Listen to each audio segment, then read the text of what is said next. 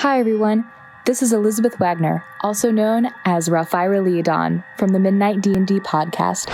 Join us this Friday at midnight and every Friday to uncover Ralphyra's dark secrets that I'm sure you are all waiting to know.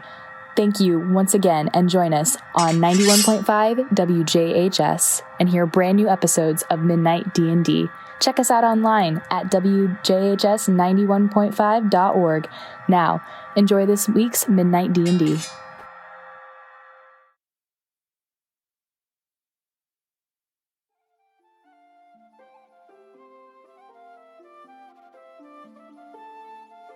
Welcome, everybody, to episode 6 of WJHS Radio's Midnight D&D at Midnight.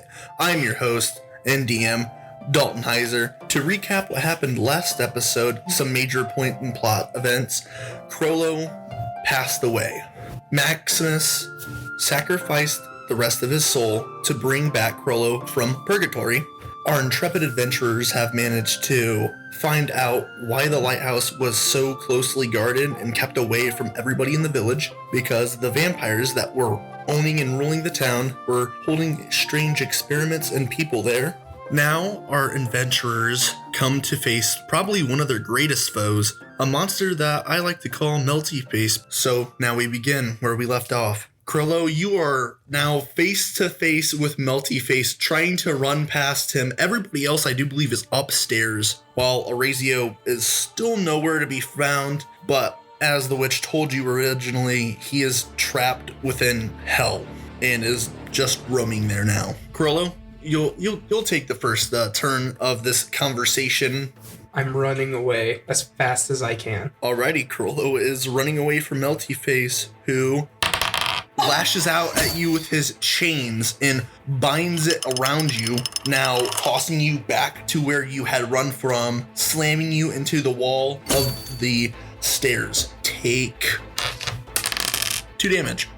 Ow. Alrighty. Who's gonna come down the stairs to see this huge monstrosity? Finn? Alright, Finn is leading the group down. Ralphyra and Hank are following him down the stairs. As you guys come down the stairs, you notice that the body of Crollo is now flying through the air and slams into the wall directly in front of where you guys were walking towards. As you look to your right, you notice that there's this humongous monster standing there. You see the gigantic chains wrapped around his arms. They're stretched out, maybe I'd say give it 20 feet to the sides of him. Crollo, what is that? Our next opponent, one after another. I really need a break. Speaking of break, that really hurt. So how are you doing? Melty Face is now staring at the 4 of you on the stairwell as he lashes his hands out, his chains now becoming covered in fire. This fire is not an ordinary fire, though. It burns black. Yes, Crollo? In this specific scenario, I do not mind not being the center of attention. So who wants to take the first slash? I suppose we should get ready for battle. Oh, yay. Roll initiatives. 13. 13? 22. I got a 10. You got a 10? Yeah.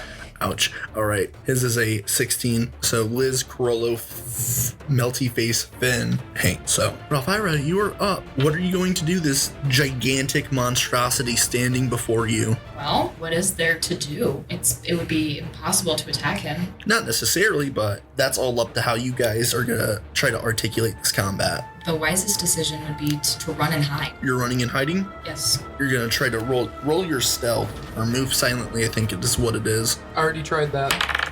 Move silently is my largest skill, so that's a 11. Crollo already tried that. It's the thing. No, he just ran. He didn't give me a move silent check or anything. He didn't say move silent. He just ran. Yes, Crollo. I talked to the thing. I'm like, I was just talking to him about this technique, which is running away. All right. Somehow his attention's more fixated on Crollo than any of the rest of you. Why? You successfully sneak around the backside of him. You get a attack of opportunity if you wish to take it, and you have advantage, so you get +2 on all of your rolls. Oh my goodness, that's wonderful. All right, well, I'm going to attack him with my short bow to his head, like arrow to the head. I'm out of You're behind him. Yeah, behind his head. Ernie? Yeah, shoot the back of his head. All right, so what is that? That's a range. So be an 8 with the +2. Unfortunately, it does not hit or do any damage, and if the arrow did hit, it just bounced off of him, really. It didn't hurt him at all. He didn't even flinch, unfortunately. Alright, well, at least he doesn't know I'm there, so that's good. Then this is your turn. I'm not up. Oh, Talking to my turn. my bad, Crollo. My bad. It's Crollo then Melty Face. How far away am I from Hank? From Hank, you guys are like a couple feet apart. I'm going to hand him one of my Shriek Rocks that I haven't used since the first episode. Throw this as hard as you can. Is that your turn? Yes, I am just handing him the Shriek Rock. All right. I'll do you one better. He says very stoically. Crollo? The last time you tried to go above and beyond, we had to fight whatever that demon lady was. What we need right now is to hit something really, really hard. His specialty. You guys should have seen that totem pole he punched out of the lighthouse that caused this entire situation to happen. That's a lot of It action. is now Melty Face's turn. He is still targeting Crollo. Before you even notice, your body begins to move on its own without you even trying to think about moving, as you manage to dodge out of the way of a whip slashing towards you, causing a gigantic split between you and Hank where you hit the wall at. He literally split the wall in half, and now there is a gigantic gash right between you and Hank. Unfortunately, he does get to make another attack. Roll dexterity. Oh no. Crit fail. One after the other. From a nat 20 to a nat 1. Ouch. That's how the cookie crumbles, folks. You take 11 points of damage and are now bound. I'm dead. Again? Again, I'm at 10 health. Hank, if you would like to, you can try to grasp a hold of the whip before it hits Crollo, taking a quarter of the damage instead of him. I rolled 13. Alright, so Crollo, before the whip gets too far around you, you notice that a major force begins to pull onto the whip and away from you as it unravels around you and falls slack to the ground. As you turn to your right, you notice that Hank had grabbed a hold of it mid-air with his hands and began to rip it off of you. Hank, you take 2 damage. Crollo, you take 2 damage. I do need you both to roll Constitution saving throws as well, though. What did he get? What'd you get? Another nat 20. Oh my god! Hand him over. Another nat 20. Roll a 16. So you both successfully managed to not have your mind completely erased from your body. But Crollo, on the other hand, his magical pressure begins to explode. You notice that he is now a shimmering figure of pure mana. Crollo, check your spellbook. There's more here. You notice that while you look at Crollo, while this magic light shimmers around him, that his face doesn't completely look his own anymore. He does now look more of a mix of Maximus and Crollo's previous self. Crollo, the only way that you could explain this is that when Maximus gave his soul to save your life, a piece of his soul had grabbed onto yours and now resides within your body. You are now not just Crollo, but you are now part of Maximus, and Maximus is a part of you now. You've gained an exponential amount of mana from him and knowledge of other spells that have now been written into your spellbook, as well as you now have access to level 2 spells. You now have an attack of opportunity. Can I feel him talking back to me like we're having a conversation in my mind, or like... You can feel his presence is there, but not as strongly as you would assume a living person would be there. Is it more an ethereal presence? It's more of a magic presence, yes. It's more of a connection over magic and mana than it is just a living presence. Crollo, you can now use your attack of opportunity. Okay then. Maximus, I'm gonna borrow a bit of your magic here and use Dragon's Breath with an ice element on it. It hits. Let's go. Do I roll damage? Yes, roll damage. But you all realize, well, Ralphyra, you don't really realize what's happening, but you notice that there's now a bright light shining in front of the monster that is casting a shadow back onto you. As you feel a wave of heat and energy radiating from in front of the monster, but not coming from the monster. Oh god, he's dead again. Finn? Finn and Hank see this very vividly and see it very, trying to think of a word for this. You guys see it very clearly that he now looks like a mixture between his old self and Maximus. You also notice that he is now opening his mouth, and as he's opening his mouth, a giant cone of this cold ice begins to blow out into a 15-foot cone out in front of him, slamming into the front of the monster, causing a loud sizzling to start to occur as his chains go out. 8 damage. Double it. 16 damage. He's weak to ice. Yes, Hank? Is he frozen? He's not frozen, but he does have bits of ice chunks on him.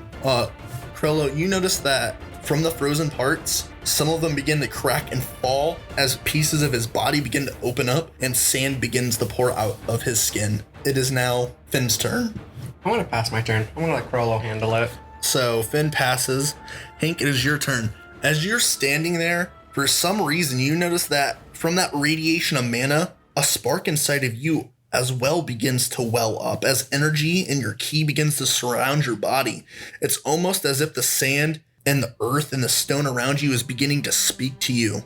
You hear multiple different voices calling out to you through the life energy around you. You notice that you can almost mold and shape your ki now into a sort of formation of anything you really want to, but you do notice that controlling this takes a lot of focus and a lot of technique to it. It's an incomplete power, but the more you would use it, the more you would master and more power you would gain with it. I'm gonna shatter this beast. Is it my turn? Yes, it is your turn. I'd like to take the Shriek Rock into my palm and force it as hard as I can into a palm strike onto the beast. Alrighty, so you leap from the stairs onto the ground floor and you run up and you slam the Shriek Rock against the beast, correct? Yes. Do I have to roll for strength? I would do this as a unarmed strike. 14. Unfortunately, does not hit and hurt him. The strike seems to, when you get to it, you notice that Shriek Rock starts to shriek, of course, is the name in titles. But as it slams into the creature and touches it, it turns to sand and just disappears. Well, that was useless. You're supposed to throw them. I expected it to have more energy than that. It's a rock with holes in it. What do you want from me? Magic. Magic. Yes, Ralphyra, it is now your turn. You still have advantage and opportunity. I would like to use my level 1 Arjulian Inga. Ooh, alright. What shape would you like it to take? Well, you told me that it was only allowed to be a dagger until I leveled up. So I would like to pierce his ankle You're going to pierce his ankle? with the dagger. Alrighty, roll an attack. That's a melee. With melee. Is it... Okay, so it's 13. And plus 2, so... And then if you want, you can re-roll it to try to get a higher number. And then you'll take the higher of the two for advantage. 15, so... 17. Oh, with another, so 18. It successfully hits. You come across it with your Arjulian ingot that you pull out of, I don't know where you put it, I'm assuming a satchel or pocket. As you pick out this Arjulian ingot, you notice that it begins to shape into your dagger, and without a second thought, you bring it across the monster's ankles as it now slowly slumps to one leg and is now nailed. You notice that sand is pouring from its ankle where the little gash appeared. Roll damage. Is that a d6? It's whatever your regular dagger would be plus 2. So 2d4, but it would just be 1. So 4. Plus 3. 7. 14. Does 14 damage. Crollo, it is now your turn. Wait, didn't you say all my rolls plus 2? So for each d4, it would be plus 2, so it would be 6 plus 5 is 11 times 2 is 22. He's right. Oh, so. Oh, plus another 2.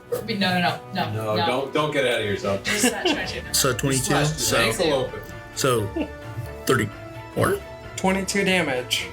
plus 16, 34.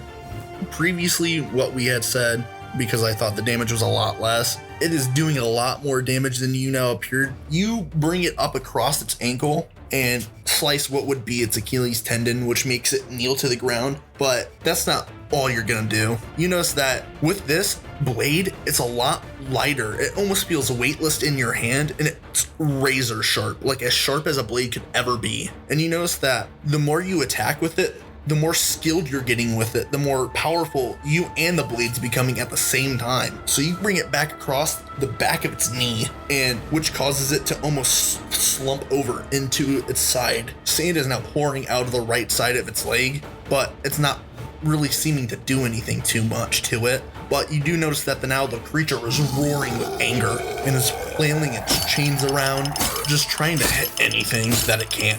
Crollo, it is your turn. I guess I'll use Dragon's Breath again with an ice element. You're gonna do it again? Yep. Alrighty. I roll. Man, he lands a 2 every time on Dragon's Breath. Yeah, roll for damage. Do I double it again? Yeah. 22. So this thing's taken 16, 22, 38, 22. Is that like 60 damage? You want me to pull out a calculator? That's 60. Yeah, 22 plus 20, 44. So this thing is so beefy. Oh, dude, you guys haven't even really touched its 60. health. Yeah, It's 60. You haven't really even touched its health. Oh no. Oh no. There's a way to whole time. Let's go.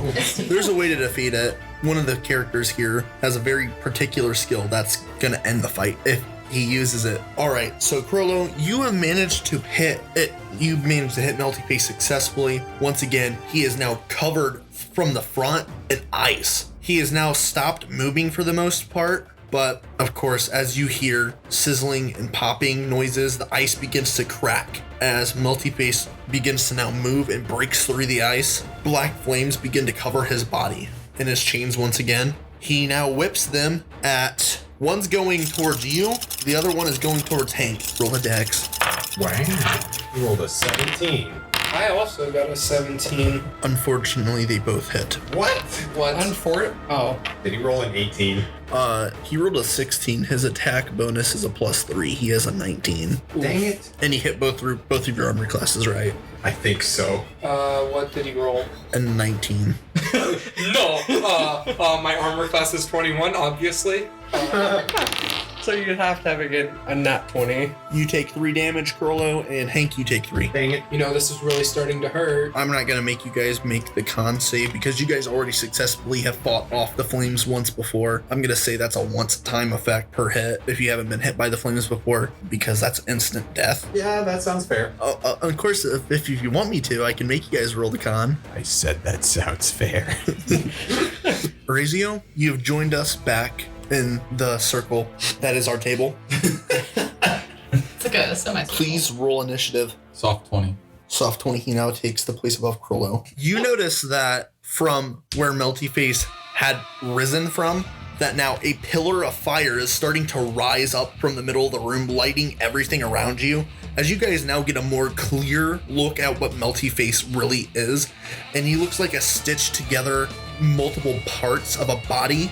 You notice that his eyes are pure black. You notice that there is a jagged looking crown of some sort on the top of his head, but it looks like it's arms and whatnot. So we You notice that a figure is now beginning to take shape in the middle of the pillar of the fire. You notice that Melty Face in general is really now surprised as it turns around. He now is got his back to Finn, Crollo, and Hank. He is now looking straight towards Ralphyra and the pillar of fire that is now split up between you and Melty Face. Well, hi. Yes, Crollo? Now let's see how you deal with him. So you now all notice that from the fire, as it begins to die down, that the person that you're looking at is Orazio. Orazio has managed to make his way back from hell somehow to the room where you guys are now fighting Melty Face. His appearance is vastly different than what it was when you last saw him, when the witch sealed him away.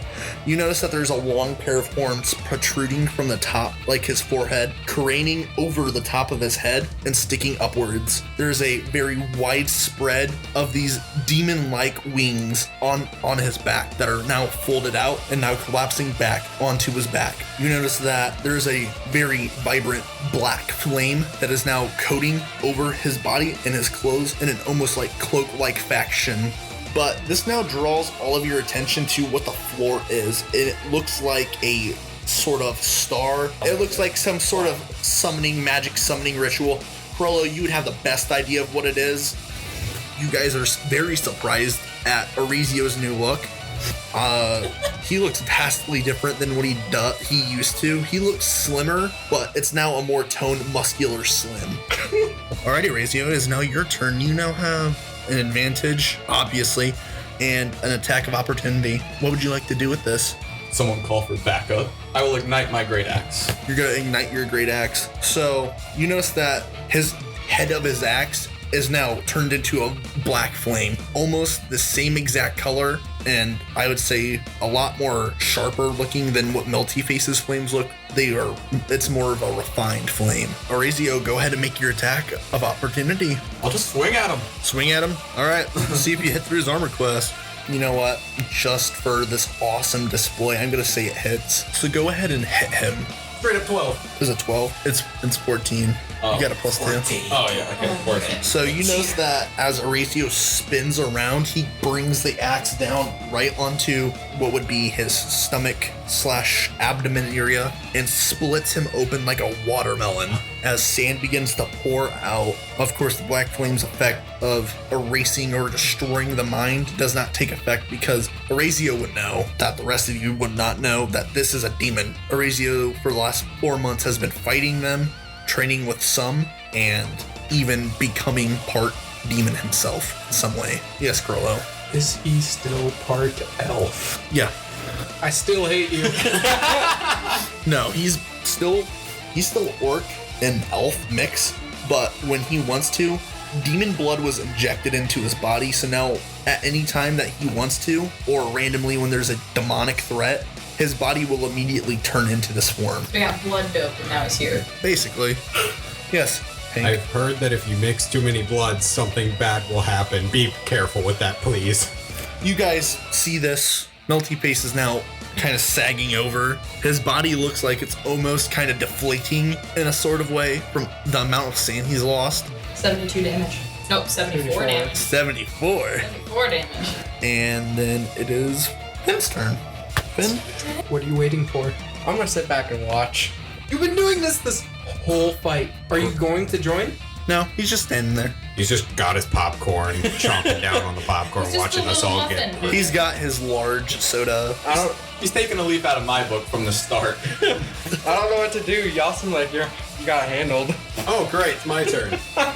I'd like to focus on honing my key into an earthen fashion. All right, so you're focusing on the element of earth.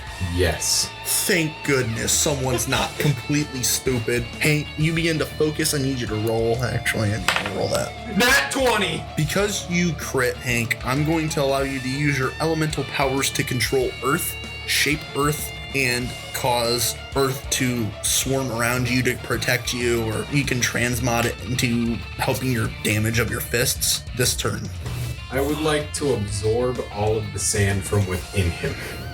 So you guys all notice that this immense force begins to wash over you all, and you can almost feel as though your life, your energy inside of your bodies is increasing and then shrinking back to normal as Hank is now pulling almost all the life force from around him without really hurting anybody, and is now focusing on Melty Face as he puts his hands out and now is pulling vigorously back as all the sand begins to deflate out of Melty Face. Every cut, every hole in his body is now being ripped open, and the sand is now pouring out as he begins to deflate like a balloon with a hole in it. You notice that there's now a big collection of sand sitting right next to Hank as he begins to form it and throws it all forward into the now deflated Melty Face, which causes him to knock over, and it splits him down the middle and in two. You guys have successfully defeated Melty Face. You guys do notice that a black shadowy figure begins to rise from the remains of Melty Faces. Ray, you would know that this is a demon. The rest of you can make like a check. Crollo, you'd have an advantage on it since it's a mythical creature or magical ancestor or whatever. Do I get a second advantage because of Maximus? Yeah. Crollo and Orizio very easily determine what this creature is that's now been resurrected, summoned, or whatnot. It's a demon. It's a very ancient, old demon, but it appears to you guys as a shadow. But to Crollo, who can see magic and sense magic and whatnot very easily, and to Orazio, who's now part demon, can see what it truly looks like. Orazio, Crollo, you basically see an older gentleman that is now standing in the middle of the room. He looks completely normal except for the fact that his eyes are bloodshot except for his retinas, which are a slit that are yellow, as he's now staring at all of you. His eyes mostly locked onto both Orazio and Crollo, of course, because he knows that they can see him. The rest of you, for the most part, maybe Hank, on the other hand, he would be worried about. Do any of you know demonic, like infernal, as a language? I can read body language. I'm giving you infernal. You also get draconic. Cool. If you don't already have it. I don't. But yeah, he notices that this voice is full of power. You guys can almost feel the pressure and the presence and the power of this single voice as he speaks. You guys notice that to them, Crollo and Orazio, they are almost nodding like they're having a conversation. Finn, Ralphyra, and Hank are just sitting there completely baffled. They don't understand the language. You guys understand what he is saying to a T. He's saying that he thanks you for allowing him to resurrect back into his original body. He says that that vampire had trapped him into that shell to use for his own gain. He said that he was trying to abuse the power of hell, and he was trying to gain the power of a demon lord. He thanks you, Orazio. You can now add the title Knight of Hell under a title. And Crollo, he bestows upon you the title of a demon knight as well, but it'd be more of a knight of the infernal. I mean, you got the title demon knight, he got the title of infernal knight because he's not a demon. Prince of Darkness. All right, Prince of Darkness it is. Self-proclaimed title, not the one given to him, but all right. Can I persuade him? Gonna make a deal with the devil? Or don't do that. Don't do it. No, don't do it. He laughs a bit. It's a chuckle, a light chuckle. It sounds almost lighthearted, but even with this power and this deep pressure, kind of pressures and hits you. And he goes, mainly to Crollo, Orazio, you can understand, the rest of you can't, of course, as I've once said multiple times. He goes, greed. This one is full of it. Pride as well. Interesting. I know. I will save you a spot in my legion. Thank you. He goes, no problem.